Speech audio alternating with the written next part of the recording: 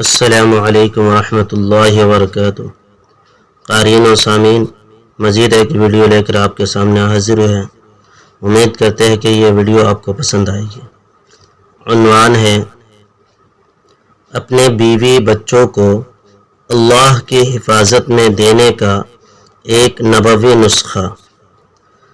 حضرت عبداللہ بن مسعود رضی اللہ تعالی عنہ فرماتے ہیں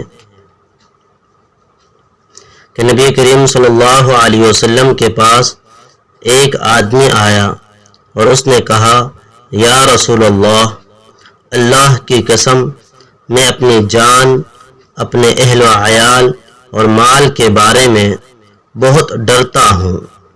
حضور صلی اللہ علیہ وسلم نے فرمایا، صبح اور شام یہ کلمات کہا کرو، بسم اللہ علی دینی و نفسی و ولدی و اہلی و مالی، جس کا ترجمہ ہے، میں اپنے دین پر، اپنی جان پر، اپنے اولاد پر، اپنے گھر والوں پر اور اپنے مال پر اللہ کا نام لیتا ہوں۔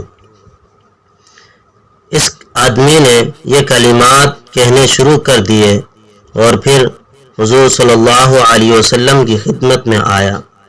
حضور صلی اللہ علیہ وسلم نے اس سے پوچھا، تمہیں جو ڈر لگتا تھا اس کا کیا ہوا؟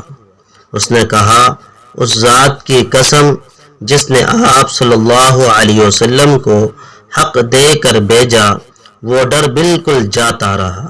حیات الصحابہ۔